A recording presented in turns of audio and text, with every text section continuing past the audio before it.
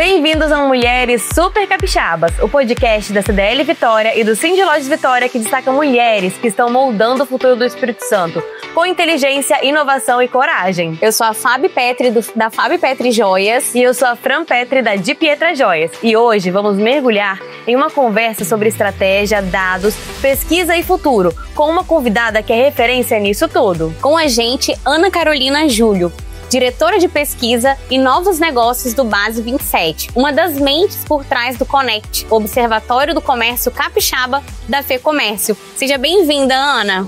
Quem é você por trás dos títulos e como sua trajetória começou? Pergunta muito boa pra gente começar. Eu sou capixaba de coração, vim pra cá pro estado com os meus pais, com a minha família, com 6 anos de idade, em Vila Velha. Até hoje moro em Vila Velha. Então, toda a minha formação enquanto profissional, enquanto cidadã, acontece aqui, nesse solo bendito, né, Espírito Santense. Sou filha de uma professora e de um bancário, mãe da Amandinha, que hoje tem 8 anos, e alguém que acredita muito nas conexões. Eu acho que fazer conexões com pessoas num primeiro plano e num segundo plano com organizações é o que me move, é o meu propósito, porque no fim do dia nós somos seres humanos, né? E a gente está em contato, em conexão. Sim. Nós somos seres sociais. Então se conectar é o que vale. Sim, com certeza. E hoje, você como diretora de pesquisa de um dos maiores hubs de inovação, né, aqui do nosso estado, como foi a sua jornada entre grandes empresas e academia? Bacana. Eu tenho uma dupla jornada profissional. Quando eu começo a minha carreira, eu começo na UNB em Brasília, numa ONG internacional chamada IESEC. E já nessa ONG a gente fazia conexões desses estudantes universitários com grandes empresas, fazendo intercâmbio em outros países, né? Então eu começo a trabalhar com administração, já com 18 anos, e quando eu termino a minha graduação, eu vou realmente trabalhar no mercado privado com grandes multinacionais, né? Eu fui trainee da Ambev, fiquei 5 anos na companhia, já atuando também na área de gestão. Depois eu passei pela Alstom, passei pela Gafisa, e decido mudar de trajetória de carreira. E aí eu volto para o Espírito Santo, foi uma decisão muito sábia, porque eu queria equilibrar a vida profissional com a vida pessoal. Então eu volto para fazer mestrado e já imaginando que eu queria que a Amandinha chegasse. Sim, exatamente. Legal. Então, e a Amandinha é capixaba mesmo, né? A Amandinha é 100% capixaba, selo de origem, 100% capixaba. Carol, você teve alguma mulher que foi referência pra você, direta ou indiretamente, na sua trajetória? Várias. Que legal. Acho que de largada eu vou falar da minha mãe, Yolanda, e da minha avó, Dona Celsa. Que lindo. Com certeza são mulheres que inspiram, né? Sim. Toda a nossa família, minha tia Marlene também. Que legal. Minha mãe é professora, né? Então não é por acaso que eu me torno professora, pesquisadora, e que depois faço essas conexões, né, de pesquisa aplicada com o mercado por conta da minha trajetória inicial, que é uma trajetória empresarial, como executiva, mas educação é uma coisa assim, que sempre estava ali, sim, em casa, presente, no nosso cotidiano. Né? No cotidiano. Que legal. E acabou que a certo ponto ali você foi para a parte de educação também. Muito legal. Exato. E como foi o processo de criação? A gente sabe, né, que tem a criação do Connect e os relatórios do comércio, que são muito importantes. Conta pra gente como é que foi essa criação. Esse é o primeiro projeto de pesquisa aplicada, né, do qual eu faço parte. E é muito interessante porque eu fazia pós-doc quando eu recebo o convite, né, para participar do Connect. E realmente foi uma conexão, mais uma vez, de pesquisa aplicada no contexto do varejo capixaba. E é um projeto muito inovador, então toda a iniciativa do Hidalberto Moro, do César Pinto, do Wagner Correia, do Richardson Schmitzel, é uma estratégia muito interessante, porque pensando em observatório do comércio, do varejo, o Connect ele é pioneiro nacionalmente, então é uma referência. Então a gente trabalha, né, eu trabalhava no caso, eles continuam trabalhando com inteligência de dados. Então a ideia é monitorar os dados da economia capixaba, justamente para subsidiar todo esse ecossistema com dados que viram informação, para que a gente possa tomar decisões e para que isso possa impactar no cotidiano das organizações, aumentando o desempenho. Sim. E aí eu tenho essa oportunidade de não sozinha, pelo contrário, com um time formado por 10 profissionais, todos pesquisadores. Então vai ficando muito claro para a gente, enquanto profissional, que é possível a gente fazer pesquisa aplicada e transbordar os muros da universidade. Então eu consigo conciliar essas duas trajetórias de carreira, né? A Carol executiva, que trabalha com estratégia e com gestão, e a Carol que tem uma formação acadêmica sólida e trabalha com pesquisa, mas com pesquisa aplicada. Sim, exatamente. Uniu o melhor dos dois mundos. E para mim foi um presente, um projeto que é um filho, sim, que marca a minha trajetória de carreira, e a gente consegue deixar um legado implementando esse projeto e entregando os primeiros 2 anos, né? Com um impacto muito bacana de mídia espontânea, um impacto de 10 milhões em mídia espontânea. Que legal. Então, realmente foi... É impactante para o comércio, isso faz muita diferença, né? Esses dados, essas informações. É um movimento, né, que a gente vê, um movimento que vai ser feito do comércio ao longo, né, dos anos, né, ali pra frente. Então é bem interessante essas informações. E Carol, como foi transformar tanta informação em algo que o varejista realmente vai usar para tomar as decisões? Sim. Pra gente foi muito gratificante, porque uma das coisas que o professor gosta é essa dinâmica de ensinar e aprender. Então, quando a gente está falando de pesquisa aplicada, você entra numa dinâmica de ensinar e aprender para além do aluno em sala de aula.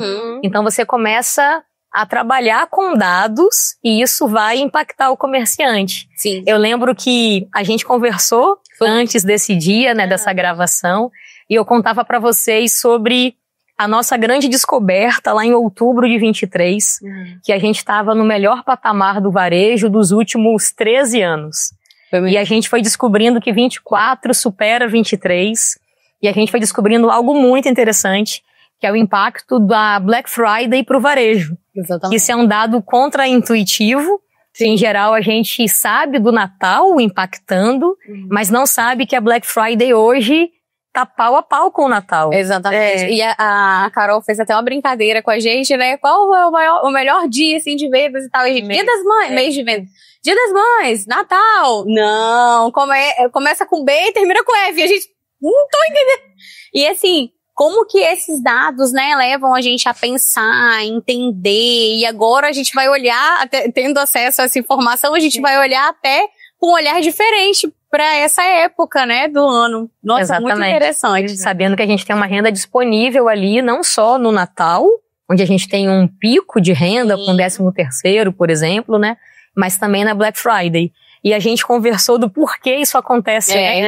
A gente descobriu que o capixaba, ele parcela suas compras em 5 vezes, mais ou menos. Exatamente. Então você tem o pico do Dia das Mães, que é no mês 5, 5 mais 5, 10. Então em outubro o capixaba termina de pagar suas contas, né, numa média, e em novembro ele volta a ter renda disponível. Então por isso que a Black Friday aqui, ela tem um desempenho maior do que a média nacional.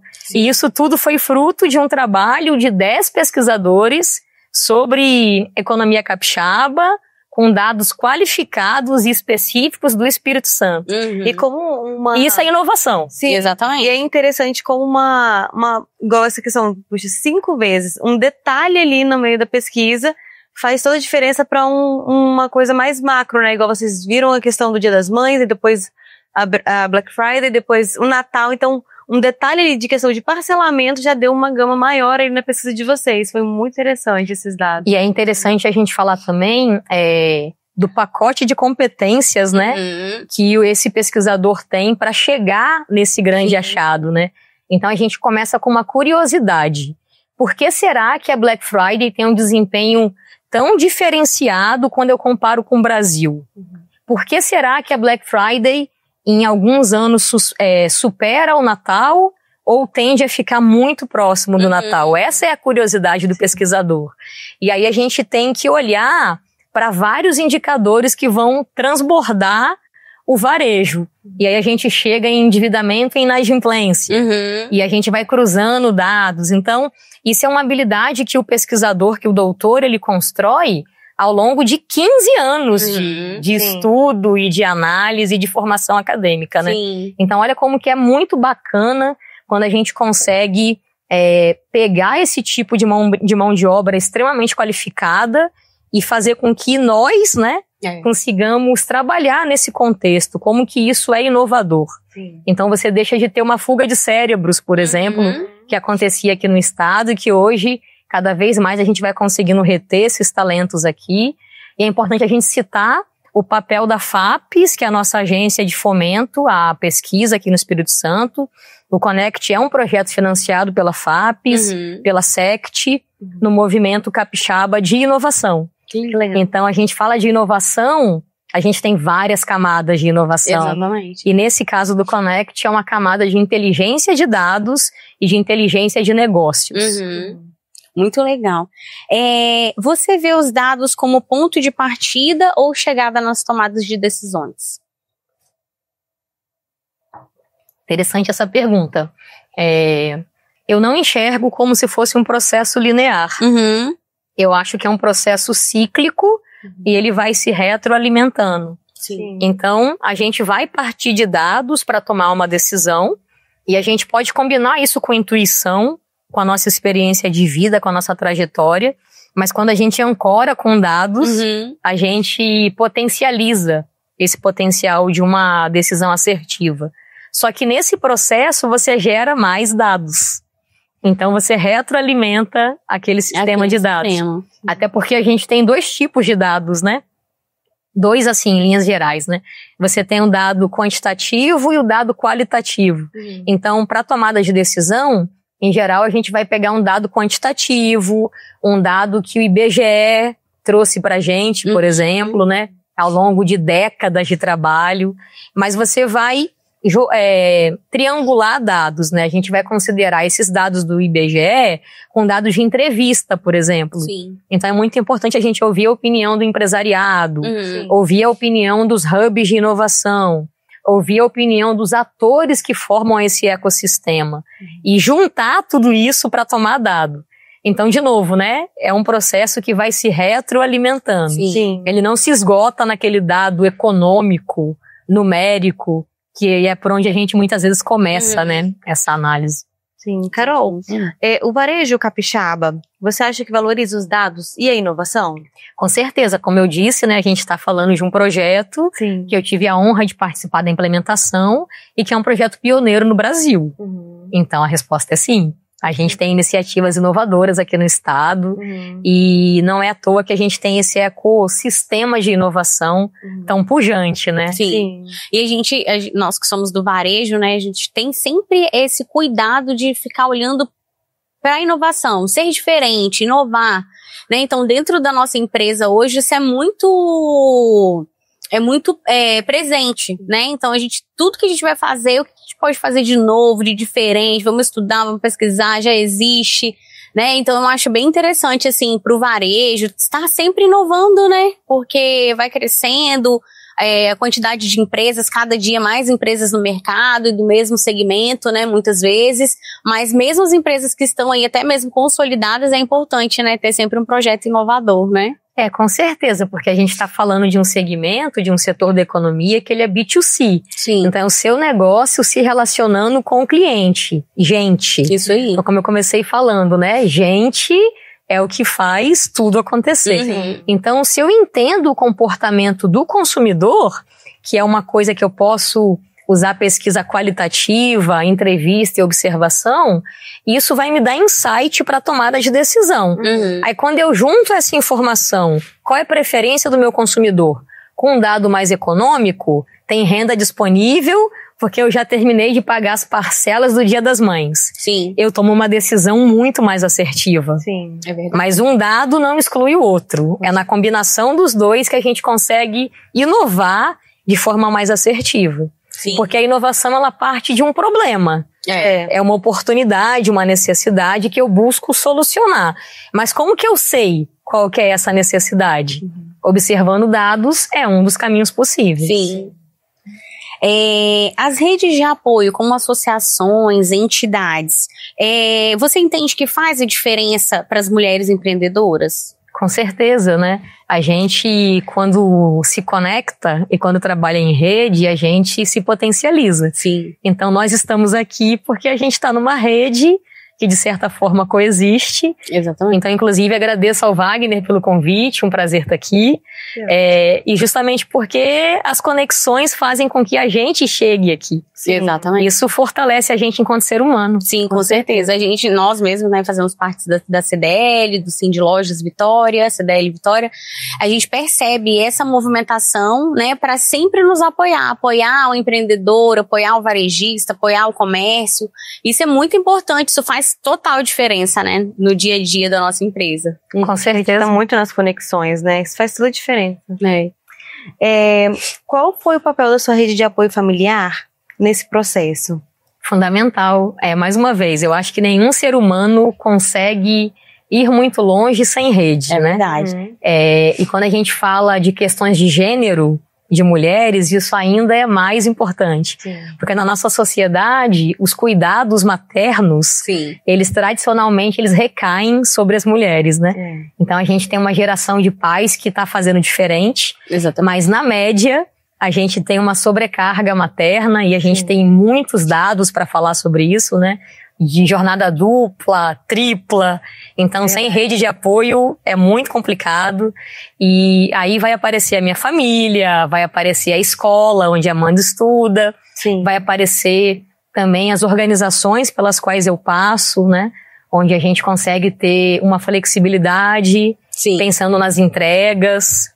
E aí a gente vai possibilitando que mais mulheres acessem, né, esse mercado de trabalho, e falando também de importância de políticas públicas, por exemplo, né? Quando a gente vai olhar um outro recorte social, eu sou pesquisadora, então não posso ignorar que a gente tem uma realidade socioeconômica que não é a da maioria dos brasileiros e brasileiras. Sim. Então, como é importante a gente ter creches, escolas com tempo integral, para que essas mulheres possam cada vez mais acessar o mercado de trabalho formal, especialmente num contexto econômico, né, onde a gente tem, para alguns economistas, pleno emprego. Então, como que é importante ter também a mão de obra feminina disponível para o trabalho, né? Exatamente. O feeling ali, né, da mulher. A gente estava falando sobre isso esses dias, e esse olhar da mulher, né, a mulher sempre, parece que ela consegue dar conta de tudo ao mesmo tempo, fazer tudo. Então, esse olhar feminino dentro das empresas, né, é muito importante. Sim, e como também tem muitas mulheres que têm muitos talentos aí, que às vezes estão escondidos, né, por causa de questões maternas, de talvez não conseguir deixar ou não ter rede de apoio, né? Isso é muito importante. Às vezes alguns talentos estão escondidos ainda por aí. Exatamente. E a gente está falando de políticas de diversidade, de ESG, que são necessidades e demandas não só nacionais, mas internacionais. Então, até pensando em competitividade, né? Para empresas que extrapolam o ecossistema capixaba e acessam o mercado brasileiro e que querem se internacionalizar.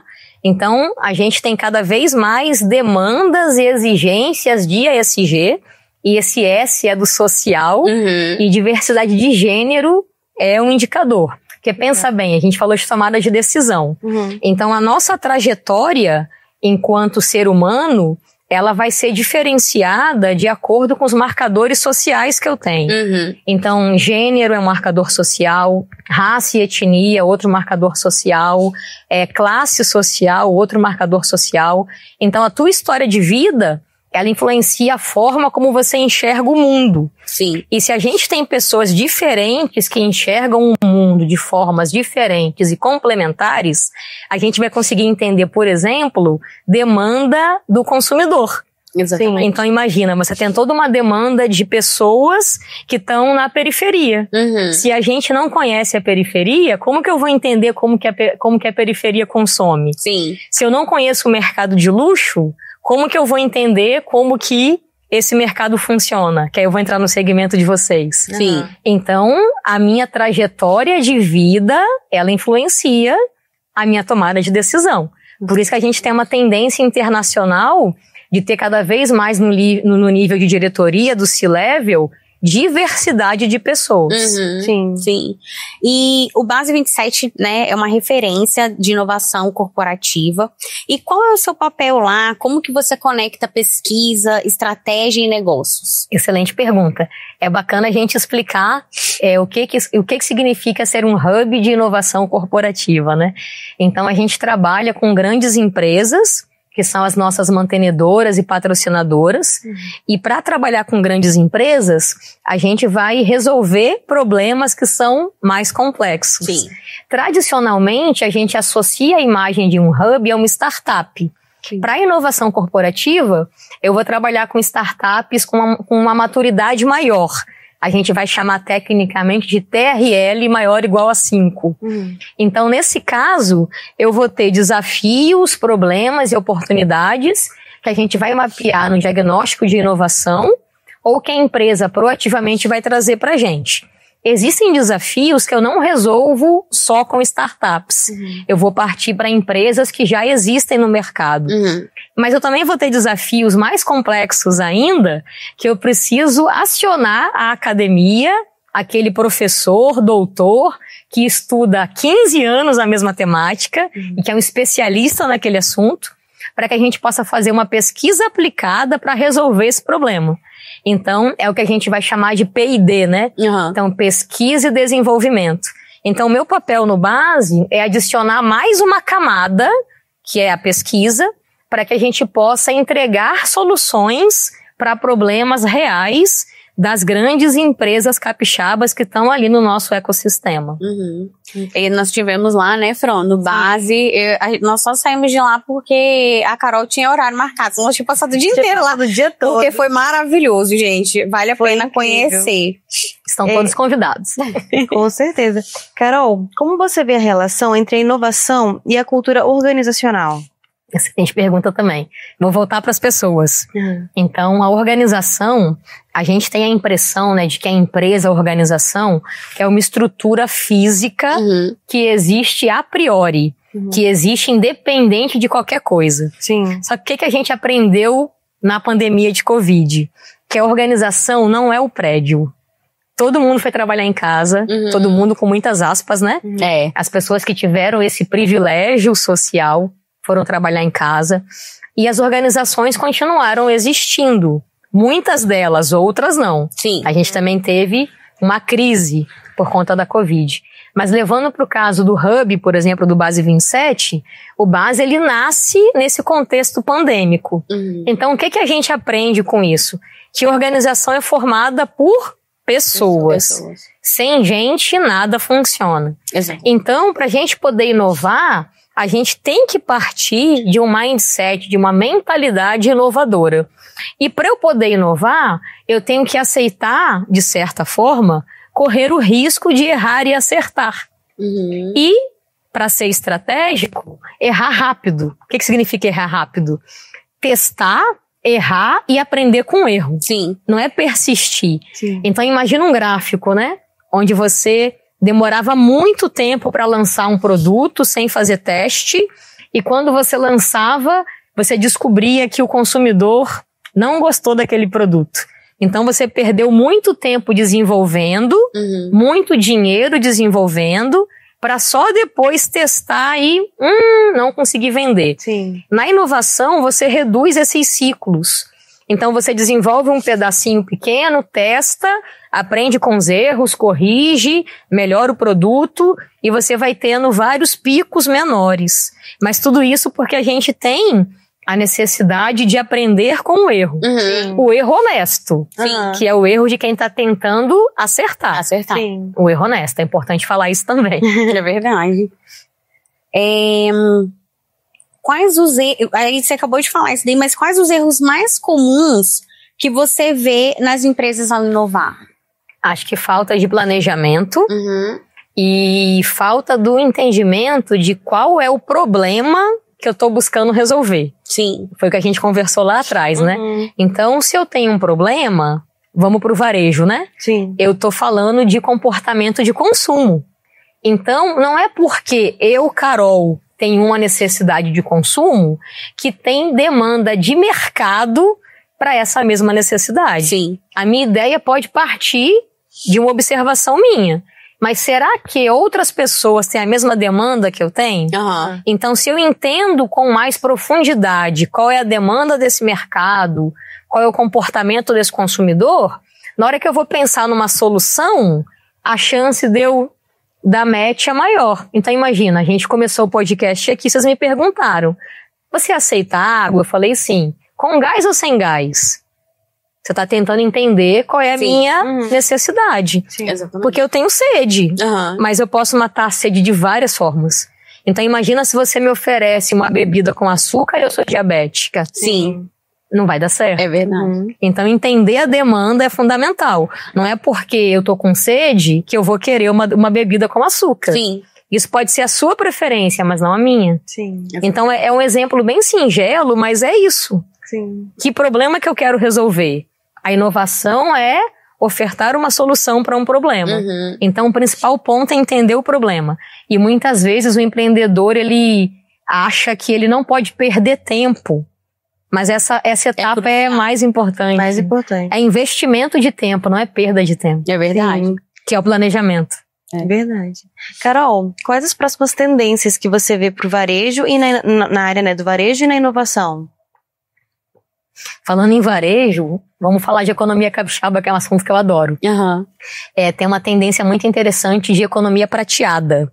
Prateada imaginando as pessoas que são grisalhas. Olha que legal. Então a gente tem uma expectativa de vida que está aumentando no Espírito Santo. A gente tem uma expectativa atualmente, segundo o Instituto Jones, que é o IBGE Capixaba, de 78 anos. A gente está muito próximo de Santa Catarina, que é 79. E a gente está muito acima da média nacional, olhando para a expectativa de vida. Sim. Então, aquela pirâmide demográfica, que era uma pirâmide, ela tá mais com cara de barril agora. A gente não tem mais a base larga, a gente tem cada vez mais pessoas mais velhas. Então, isso vai ter um impacto no consumo. Sim. O que um idoso demanda para consumo não é o mesmo que um jovem demanda para consumo. Exatamente. Então, vai ter um impacto muito grande, por exemplo, para serviços de saúde. E saúde está dentro dessa caixinha, né, de comércio, serviços e turismo. Sim. Então, entender essa transição demográfica para que a gente consiga entender necessidades para essa população específica, eu acho que é uma tendência capixaba e nacional também. E uma outra tendência bem interessante é imaginar que o nosso estado, ele é um hub logístico. A gente se destaca muito por conta de exportações e importações. Então, um dado bem interessante, a gente vê muito carro elétrico na rua. Verdade. Sim. Então, 70% dos elétricos que chegam para o Brasil, eles vão chegar via portos capixabas. Legal. Então, entender esse segmento de logística, supply chain e marítimo portuário, ele é estratégico. A gente tem essa estratégia lá no Base 27, com pesquisa aplicada também, e isso vai trazer para a gente uma série de tendências, por exemplo, que a gente está crescendo rumo ao norte do estado. Que legal. Então, Aracruz está se desenvolvendo bastante, Linhares, todo o nosso norte do estado é muito promissor, pensando em tendências. Sim. E você se vê como referência para outras mulheres? Que pra gente você virou referência. Saiu, obrigada. Nós tivemos a oportunidade de estar com ela lá no Base 27 e a gente saiu assim maravilhada. Ai, ela é maravilhosa. Assim, virou uma referência. Foi super inspirador. A gente saiu da nossa conversa, assim, renovada. A gente saiu tão cheia de gás, assim, pra poder, sabe, né, conversando e muitas ideias. Foi muito legal mesmo. Eu acho que é muito bacana quando a gente se conecta com outras mulheres, né? Sim. Lá no Hub nós somos 3 mulheres, a nossa CEO, Michele Janovic, a nossa diretora de inovação, Poliana Rosa e eu. Então, eu acho que a gente inspira umas às outras.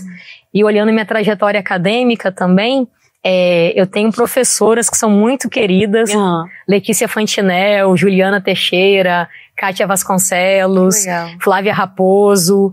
Então são mulheres que fazem parte da minha formação e da minha trajetória. Sim. E que me inspiram com toda certeza. Que legal. E você com certeza inspirou muita gente também por quanto passou na academia, né? As estudantes se inspiraram na sua jornada e com certeza, né, vão levar aí o seu legado né, pra vida. O professor, ele tem esse privilégio e precisa ter essa responsabilidade. Porque realmente quando a gente tá lecionando, ministrando uma disciplina, orientando TCC, doutorado, mestrado, a gente se torna referência, com certeza.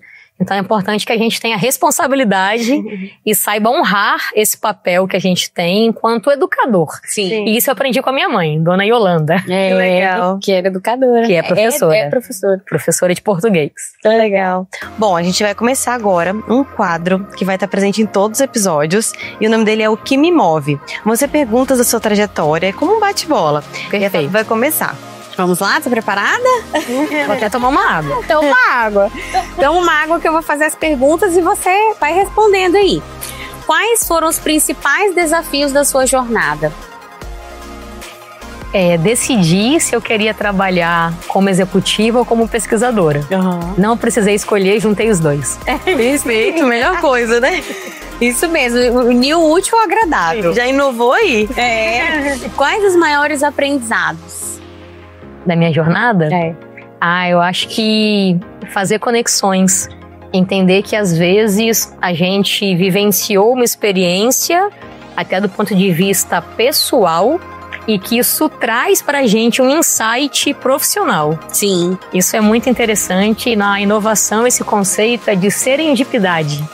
É um conceito que eu aprendi recentemente e que ele traduz muito as conexões que eu já fazia, né? Então, realmente, eu tenho um insight aqui e transbordo esse insight para um outro contexto. Foi até um pouco que eu conversei com vocês sobre logística, que a gente tem estudos mais avançados de logística que estão trazendo soluções de distribuição da biologia, por conta do mecanismo que as amebas fazem. Olha que engraçado, né? Para fagocitar um alimento. Então a ameba ela escolhe o melhor caminho para alcançar aquele alimento. E esse o melhor caminho ele pode ser usado na logística e a solução é muito mais eficiente e rápida do que a gente consegue fazer via computadores, por exemplo.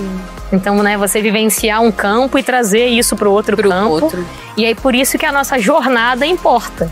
Porque para eu conseguir ter esse insight não é meu, eu ouvi esse relato, eu preciso conhecer biologia e preciso conhecer logística. Então, para quem é administrador e está na graduação, não achem que a aula de biologia não serve para nada, tá vendo? Você pode levar de um lugar para o outro e vice-versa também, porque na área de biologia e de saúde, saber de administração para gerenciar um hospital, que é uma organização complexa, é fundamental também. E tudo acaba servindo como experiência, né? Às vezes um ramo que a gente nem imagina, a gente acaba conseguindo tirar algum proveito ali, né? Tem que ter olhos de ver, mas quando a gente tem olhos de ver, a gente aproveita as experiências. E um conselho para Ana Carolina, a gente fala Carol, mas é Ana Carolina, para Ana Carolina lá do passado. Fica tranquila que vai dar certo. Porque realmente, né, quando você decide mudar de trajetória de carreira, é uma decisão que não é simples, ela é complexa. Exatamente. Né?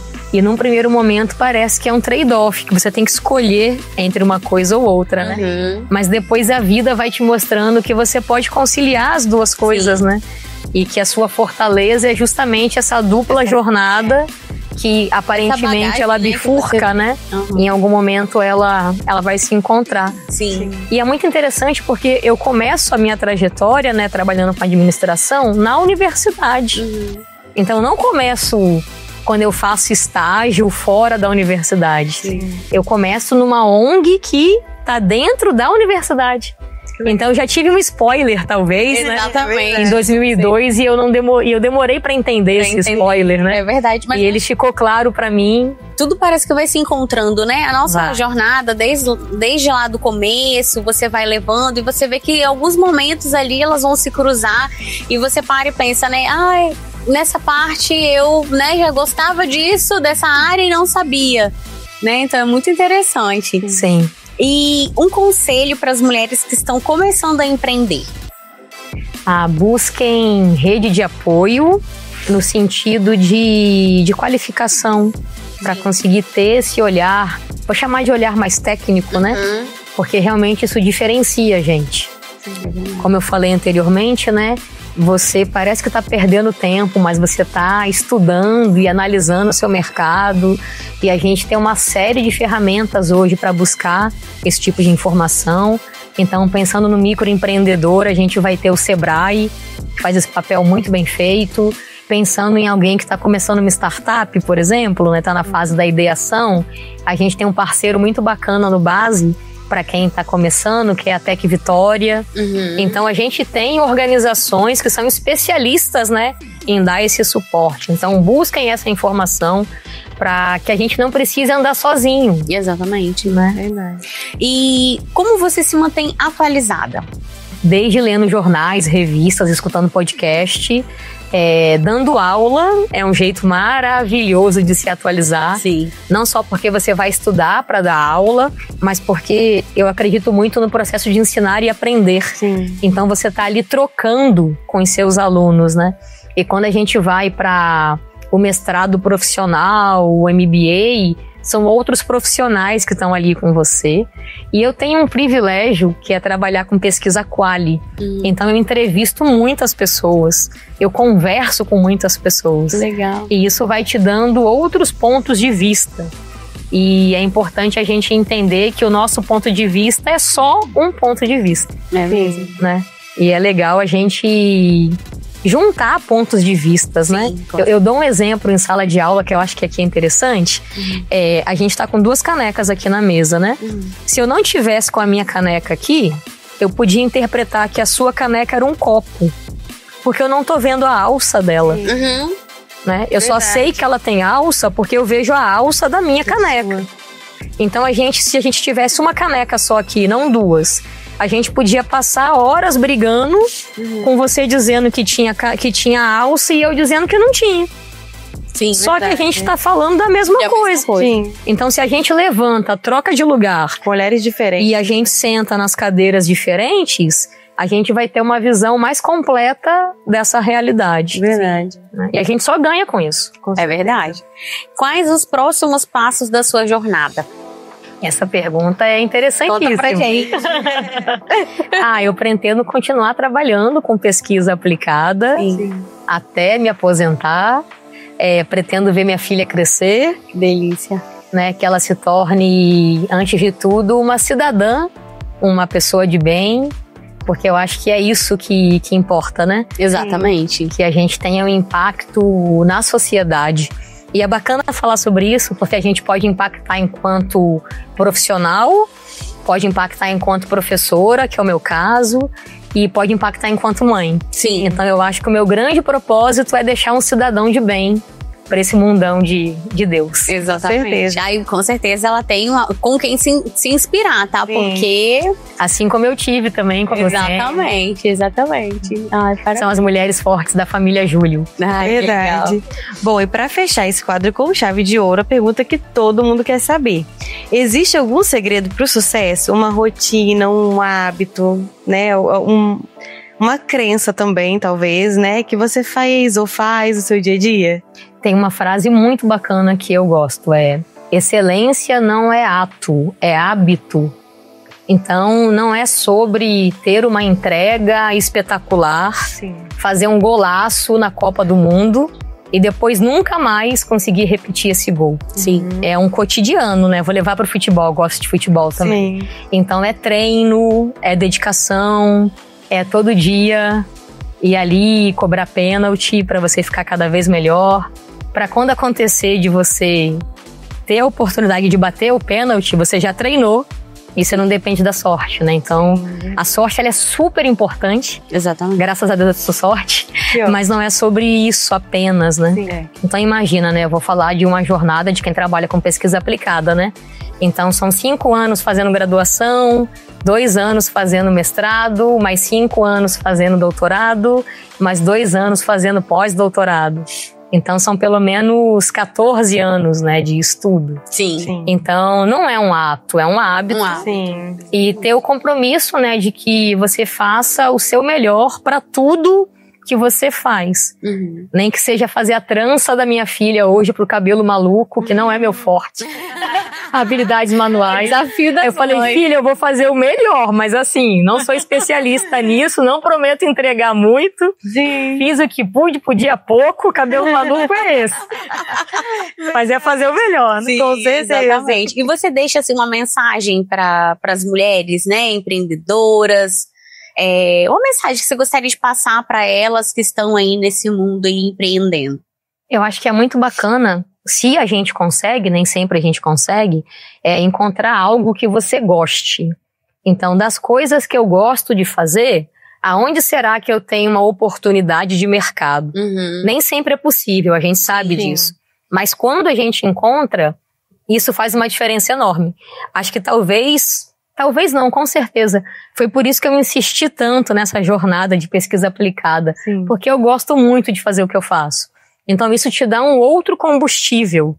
Porque trabalhar não é só uma atividade que a gente precisa ter para a subsistência, né? É também algo que me dá prazer. Sim. Porque eu gosto do que eu faço. Faz com amor, né? Mas, de novo, entendendo que isso muitas vezes é um privilégio, né? Mas se for possível ter esse olhar de trabalhar com algo que eu gosto, que eu acho que é o caso de vocês também, né? É verdade. Então isso não dá uma outra? Nossa, é outra coisa. A gente trabalhar com o que eu até brinco, falo sempre com o meu marido que eu falo assim, eu tô de férias direto, porque eu trabalho com o que eu amo. Aí ele morre de... Ele fala, não, o importante é ganhar dinheiro. Eu falo, não, mas trabalhar com o que eu amo é mais importante que ganhar dinheiro. Eu falo desse jeito. Porque é uma consequência, né? A gente tá trabalhando com o que a gente ama, a gente quer fazer o melhor, a gente tá feliz, né? Eu acho que isso é muito, muito importante, né? Eu falo isso pra minha filha também. Faça algo que você realmente ame, né? Sim. Não o que a mamãe quer que você faça, que o papai quer, seguir os passos da mamãe, não. Seja você e corra atrás, né? Acho que isso é muito interessante, a gente ter esse olhar. Até trazer um dado de uma pesquisa, que foi uma das últimas que eu fiz no pós-doutorado. Né? A gente observou que os profissionais que tinham uma estratégia de não consigo fazer o que eu mais gosto no trabalho, mas eu faço o que eu mais gosto por hobby. Como que isso trazia um todo que gerava para ele uma satisfação maior. Sim. Era uma estratégia. Então não ganho dinheiro com o que eu gosto ainda, mas eu faço o que eu gosto também e isso me traz combustível. Sim, exatamente. É uma estratégia interessante também. E muita gente vai fazer isso com trabalho voluntário, por exemplo. E aí você vai tendo nessas necessidades humanas básicas, né, atendidas. Carol, muito obrigada por participar desse papo com a gente. E se você curtiu esse papo, compartilha, marca aquela amiga empreendedora e segue nossos canais. O Mulheres Super Capixabas é um espaço de inspiração e de rede de escuta. Nos vemos no próximo episódio, porque toda mulher tem uma história que transforma.